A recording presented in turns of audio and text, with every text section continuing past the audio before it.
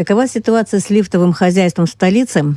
Каким образом идут работы по установке новых лифтов, а также какие еще задачи стоят перед горсервисом, муниципальным учреждением администрации города Сухум? Об этом побеседуем с замдиректором организации Владимиром Недосекиным. Здравствуйте, Владимир. Здравствуйте.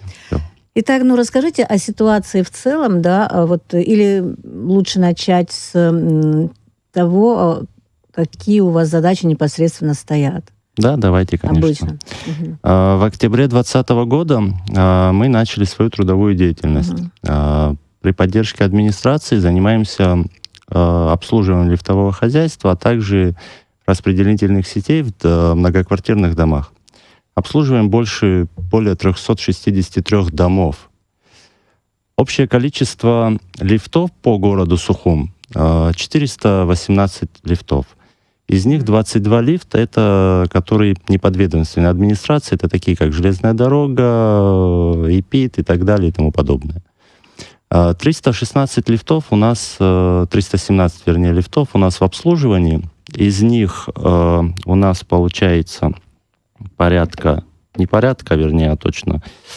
161 лифт, это лифты новые. 155 лифтов — это лифты старого образца, которым уже более 30 лет и так далее. 101 лифт — это которые, к сожалению, вообще не работают. Они не работают очень много лет. В наши задачи входит непосредственное обслуживание лифтов, непосредственное обслуживание домовых сетей, помощь нашим жителям в качественном обслуживании данных особо опасных объектов, потому что их надо относить к этой категории, они к ней относятся.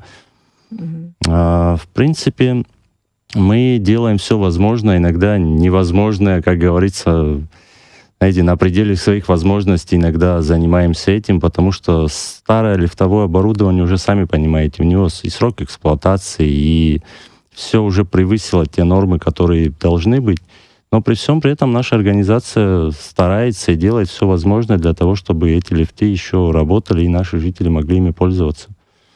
Скажите, вообще, как, допустим, устанавливаются сейчас лифты? Вообще идет такое движение? Нет, или вы сейчас знаете, на к данный этому нужен такой немножко, наверное, более большой подход, такой более глобальный, потому что установка лифтов, сами понимаете, 257 лифтов, которые нужно заменить. И это нужно подходить к этому. Я думаю, что город не в состоянии это все обеспечить, все поменять. Это нужно, наверное, когда-то, говорят, было это включено в инвестпрограмму. Данная инвестпрограмма сейчас по лифтам не используется. Надеюсь, когда-то она будет, потому что 257 лифтов, сами понимаете, это колоссальные деньги и для города, и, я думаю, может быть, даже и для страны, наверное, немножко тяжело такие деньги. Освоить, не освоить, вернее, а потратить, так, наверное, скажем. А все, что касается тех лифтов, которые старые, допустим, при поддержке главы мы делаем все, они делают все возможное, невозможное. Если брать элементарно прошлый год, то в районе где-то около 10 лифтов, которые при непосредственной поддержке Беслана Федоровича были запущены, они могли быть остановиться, и все, то есть они уже больше не работали. Люди пешком бы ходили. Люди ходили бы пешком, к сожалению, да, но при поддержке мы смогли их восстановить, ввести в эксплуатацию, и теперь они в рабочем состоянии. В каких работах нуждаются во время ремонта? Какой именно там ремонт происходит? Что вы там производите? Что-то заменяете? Очень много всего. Я просто иногда знаю, в каких-то таких домах, не очень, скажем так, да, презентабельные лифты. Конечно, лифтовое оборудование, сами знаете, даже сами видите, оно уже заходишь, старое. Вроде конечно. Даже странно, как оно еще ездит, работает, да? Оно работает, вся работа производится своевременно, делается все необходимое. Делаются все работы по ТО, по техническому обслуживанию, чтобы эти объекты, которые особо опасные объекты, были безопасными, чтобы люди ездили, передвигались на них безопасно и так далее. То есть в любом случае все, что связано с техническими характеристиками, со всеми нормами и правилами, мы все выполняем. Также мы сделали в каждом лифте есть свод правил, как правильно пользоваться лифтом, как правильно его эксплуатировать. Потому что, к сожалению, иногда бывает, что это и поломка лифта происходит из-за того, что из-за неправильной эксплуатации. Много разных факторов. К этому нужно подходить, знаете, индивидуально разбираться с каждой проблемой определенного одного объекта. Потому что есть факторы, когда какие-то внешние там воздействия, там большие нагрузки на электросети, слабое напряжение, усталость оборудования и так далее и тому подобное. То есть все необходимые нормы мы выдерживаем для того, чтобы лифт был безопасен. Но при всем при этом, вот, кстати, наверное, через вашу площадку я тоже хотел бы донести до нашего населения, чтобы они эксплуатировали лифт по назначению, именно так, как нужно. То есть не нужно... Если это не грузовой лифт, то не таскать Да, даже если это грузовой лифт, мебель можно поднять, но какие-то стройматериалы, песок и так далее, которые портят работу лифта, очень много у нас бывает проблем с этим связано.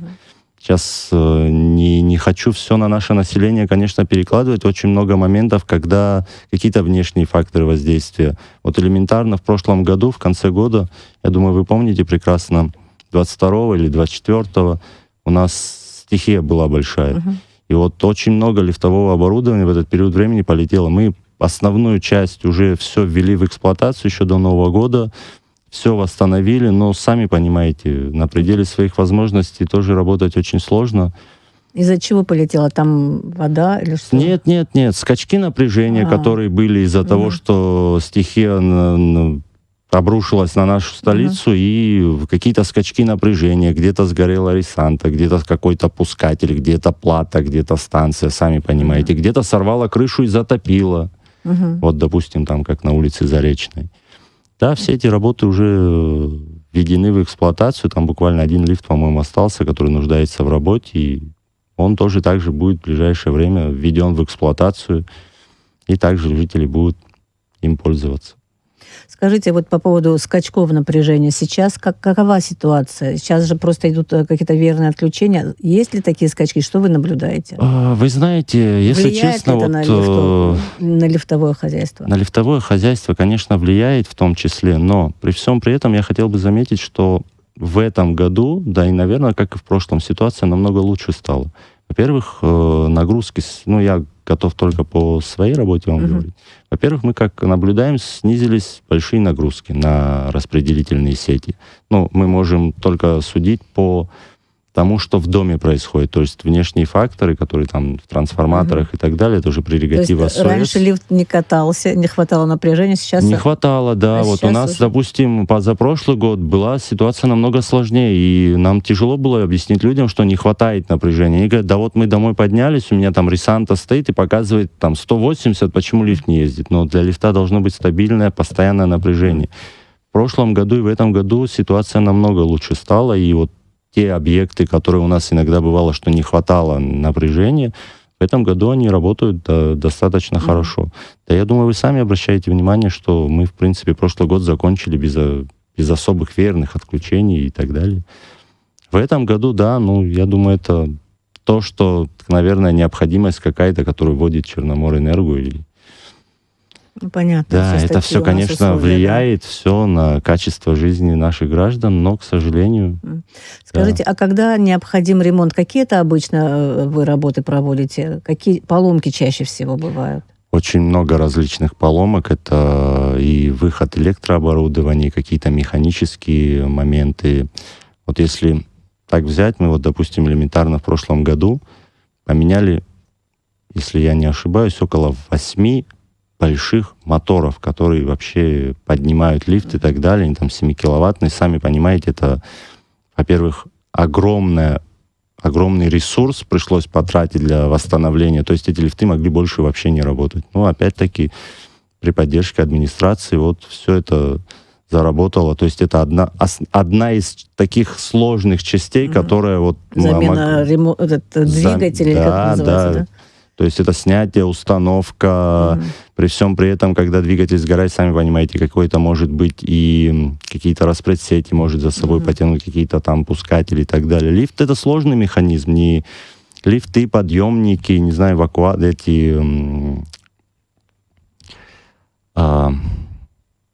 эскалаторы и так далее. Это особо опасные объекты, они должны быть правильно обслужены, правильно должны ими пользоваться. За это есть определенный свод правил, которым нужно, мы его придерживаем, занимаемся тем, чтобы люди безопасно... А трудно найти запчасти, вот, которые старым идут лифтам, на замену, да? Да, к старым лифтам, к сожалению, уже даже иногда и невозможно практически, потому что, сами понимаете, эти лифты были в Советском Союзе выпущены, установлены, и уже практически запчастей на них нет. Просто... А как вы справляетесь в этом случае? Вы знаете, Старый мы лифт обращаемся к нашим поставщикам вот так, что-то по крупицам. Иногда бывает, вот я же за это вам говорю не зря, что мы иногда делаем все возможное, иногда даже невозможное для того, чтобы вот этот лифт сохранить и чтобы он работал. Есть такие запчасти, которые физически просто, не найдешь. Там, я не знаю, там какой-нибудь трансформатор, который времен Советского Союза, который просто физически больше не выпускается, а его невозможно новым поставить уже, он туда не подходит. И вот приходится вот так как-то, знаете, обращаться ко всем, искать что-то. Благо что-то пока справляемся, что-то делаем. А из тех лифтов, которые сейчас, допустим, простаивают, не работают, вероятность того, что они заработают, какова? Вот из тех 100 лифтов, вообще даже не все 100 лифтов, вот все 257 лифтов должны подлежать обязательной замене. То есть это их нужно обязательно включать в комплексную какую-нибудь программу, там, я не знаю, в инвест-программу и так далее. Как минимум 100 лифтов, там, где проживают наши граждане, инвалиды, ветераны и так далее, которые им просто физически невозможно помочь, потому что, установка нового лифта — это колоссальные деньги, и город тоже не сможет, наверное, это сделать. Это нужно подходить к этому комплексно. То есть в одном доме где-то, допустим, изыскать деньги и поменять, а в соседнем подъезде разве не живут такие же люди? Там тоже живут люди, и тоже живут кто-то с маленькими детьми, кто-то, у кого-то есть инвалиды, старые люди. Все это понятно, то есть для этого нужен комплексный подход. И там где-то в одном месте постараться изыскать деньги и поменять, наверное, это тоже не совсем правильно. Нужно подходить к этому более так глобально, комплексно. А вообще это моё такие, личное мнение. предпосылка к этому есть, что какая-то, может, программа или хотя бы там 2-3 лифта в год, например, смотрите, если говорить, мы если что-то, не говорить, мы там что-то прямо по 10, восстанавливаем. Да, одновременно все при сразу. содействии Беслана Федоровича мы что-то восстанавливаем. То есть этих лифтов сегодня могло быть не 101 нерабочий, грубо говоря, а там 120. И есть те дома даже, которые при его поддержке восстанавливаются. Это те дома, которые даже не относятся к администрации города. Это вот такие дома, которые относятся к железной дороге, относятся вот дом учителя. Там один, как из примера, вот Дыповская, 10, железнодорожный дом, тоже был много очень лет не работал, был восстановлен силами администрации и так далее. То есть мы идем по этому пути, где есть возможность чем-то помочь людям, чтобы этот лифт запустить, и он был введен в эксплуатацию, мы это делаем. Но не всегда, сами понимаете, ввиду различных преград, таких как запчасти, таких как, я не знаю, много чего должно соответствовать критериям, чтобы мы могли это восстановить, потому что не всегда есть возможность. Многие лифты где-то разграблены, то есть их уже физически все, только установка нового. Ты ничего с этим не поделаешь, и как бы ты ни старался, невозможно это сделать. Хотелось узнать, когда в последний раз вообще была замена лифта на новый? Если я не ошибаюсь, это 2014-2017 год. По комплексному плану инвест-программы, вот тогда были работы по замене лифтов по всей республике. Да. И в городе Сухом, в том числе, в нашей столице, тогда менялись. Новые лифты, соответственно, и зарекомендовали себя хорошо, конечно, и работают замечательно. Сами понимаете, старое оборудование и новое оборудование. То есть оно вот как работало, так и работает? Оно работает, конечно, соответственно, делается определенное ТО. Да, бывают поломки, конечно, различного рода, но при всем при этом этот лифт уже более защищен от всех внешних факторов. Чтобы вы понимали, лифт вообще должен работать по всем нормам и правилам 25 лет. А после 25 лет производится большое ТО, модернизация и так далее, что может продлить его срок службы по правилам там где-то в районе 5 лет, не более того. Наши старые лифты, которые уже... То есть 30 лет в совокупности может работать лифт? 30 лет в совокупности может работать лифт. Нашим лифтам, некоторым, сами понимаете, уже больше всего, их вообще, по идее, нужно выключать. Ну, как наших граждан оставить, чтобы они ходили пешком, мучились и так далее. Да. Но это, наверное, немножко сложно сделать. Я считаю, что, как-то мы поддерживаем это.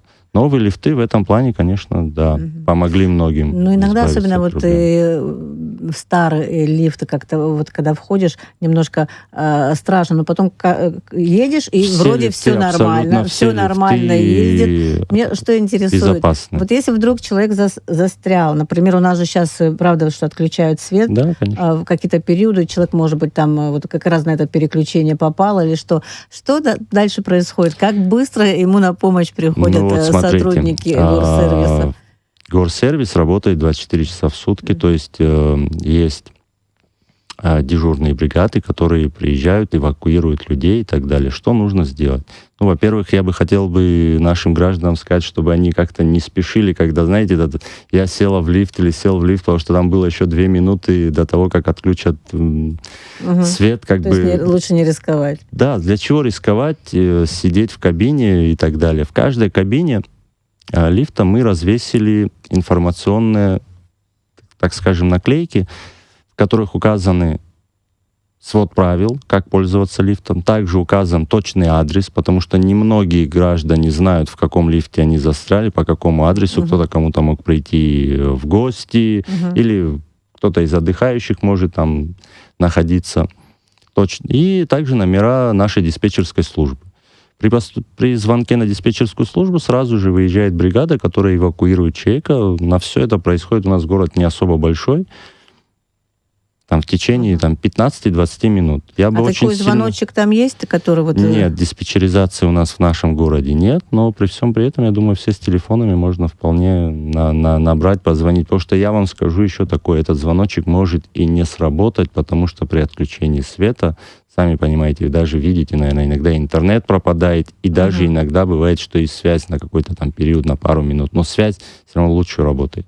Да, конечно, диспетчеризация, да. Ну, это все в комплексе, если везде будут новые лифты. В старом лифте тоже как вы эту диспетчеризацию сделаете?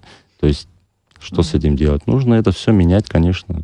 Но вы сейчас на данный момент у вас есть какие-то планы по, не знаю, замену, понятно, что нет, по ремонту лифта, по введению в эксплуатацию какого-то лифта. Много ли сейчас у вас вот непосредственно в данный момент задач по восстановлению работы лифта в столице? Мы эти задачи никогда не останавливали, мы продолжаем делать все возможное, иногда даже невозможное для того, чтобы что-то сделать. Допустим, вот в день какая нагрузка получается? Я вам скажу, среднее поступление заявок на нашу диспетчерскую службу в среднем, вот особенно в зимний период времени, это не менее 40 заявок в день, которые, чтобы вы понимали, нам иногда бывает, что просто невозможно обработать.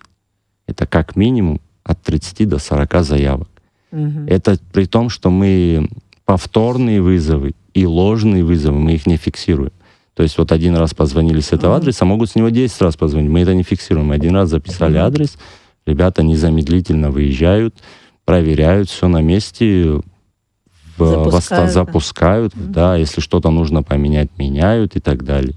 Допустим, 40 заявок в течение 2-3 дней, наверное, да, вы справляетесь? Нет, мы справляемся в течение одного дня. Да, иногда ребята работают на пределе своих возможностей, но при всем при этом работают. Да, бывает, пару заявок может и на следующий день остаться, но это, сами понимаете, Кстати, много у вас вот таких вот рабочих, да, людей, мастеров, скажем, которые у нас все, кто у нас работают, все квалифицированные ребята со всеми допусками необходимыми, потому что, сами понимаете, лифтовое оборудование и вот эти особо опасные объекты, такие как электросети, требуют профессионалов определенного плана, и они все такие, вот все, кто занимаются этим, то есть это те, кто очень много лет и проработал, и учился на это. Мгм. Ну, если думать о том времени, что когда-то наступят хорошие времена, да, и, допустим, будет возможность приобретать лифты, то откуда вот обычно поступает вот эти новые С лифты, да? Российской Федерации, конечно. Там какие-то определенные предприятия? Да, там много Вот заводов, те, которые сейчас которые... стоят с 14-18 Да, года. это там, вот это откуда они? Карачаровский завод, который, да, Ага. выпускает лифтовое оборудование. Кстати, очень хорошо себя зарекомендовали. Вот мы видим, они, наверное, более такие подходящие, так скажем, для наших условий эксплуатации. То есть они очень вполне качественные, все выполнено. Ну, они, наверное, еще и замечательно. запчасти, да, вам Да, конечно. То есть вот по новым лифтам, сами понимаете, это легко. То есть мы отправили запрос. Сейчас не все можем всегда держать в наличии по мере поступления, потому что, бывают разные моменты. Стараемся основные держать на месте, чтобы сразу можно было это запустить. Но есть тогда, когда приходится обращаться, заказывать, и людям приходится там день-два как-то ждать, но это, к сожалению... А есть какая-то очередь на установку лифтов? Или, все равно, наверное, что-то есть? Я Если не вдруг... готов вам сейчас сказать об этом. Я думаю, это о таких планах там может сама администрация вам рассказать, есть ли там или нет. Но я опять очередной раз подчеркну, что я считаю, что это нужно комплексно подходить ко всему и сразу. А сейчас в очереди как-то нету, наверное, такого, чтобы очередь кто-то сидел, ждал. Вот мне поставят, а там моим соседям не поставят. Это нужно комплексно подходить, чтобы везде все было, чтобы наши граждане могли спокойно перевозить все то, что им необходимо. По количеству необходимых лифтов, наверное, лидирует наш новый район? Или есть еще там просто места? Большое количество домов. Да. Да, то есть больше всего микрорайон не маленький у нас, и там самое большое количество домов. Соответственно, если так брать, то, конечно, и новый район, да. Вот в задачи горсервиса, да, в частности, вот вашего отдела, скажем так, да, входит и налаживание как это звучит? Внутридомовых электросетей. То есть, да, это, наверное, связано тоже с лифтовым хозяйством. Да, конечно, лифт же также питается от этого всего. Также наши жители остаются иногда без света. Очень много бывает заявок, поступивших по линии электрической, так скажем, когда, бывает, сгорают рубильники, предохранители или просто что-то в трансформаторе. Все бывает, ребята тоже выезжают. А вот эта работа, насколько она, скажем так, энергозатратна по времени, насколько приходится... Вот вы говорите, 40 заявок насчет лифтов, да, а вот таких заявок много? Таких заявок тоже немало. У нас, представляете, 363 дома, в которых каждая может быть. И заявок по электрической части тоже не меньше. Бывает, что и 10, и 20 в день. Бывает, что ребята в 2-3 часа ночи могут кому-то приехать и помочь восстановить электроснабжение. То есть во многих домах тоже старое электрооборудование. Сами знаете, все, что происходит, это все связано с тем, что все морально устарело. Есть задача, мы должны ее выполнять хорошо. Мы стараемся это делать, чтобы как-то, не знаю... Хватает вам сотрудников, если говорить о том, что такие вот достаточно непростые задачи стоят перед... как-то справляемся, как-то делаем. Свою работу выполняем так, чтобы это все работало. Конечно, может быть, и есть то, что нам... Там кадровой проблемы такой нету? Кадровая проблема есть, потому что, сами понимаете, есть... люди, которые должны быть квалифицированными работниками именно лифтовой сферы. Именно специалисты. То есть таких специалистов на данный момент, вот как у нас, практически нету, чтобы там кого-то привлечь. Это не просто человек, которого можно взять на работу и чему-то научить. Он должен профессионально на это отучиться.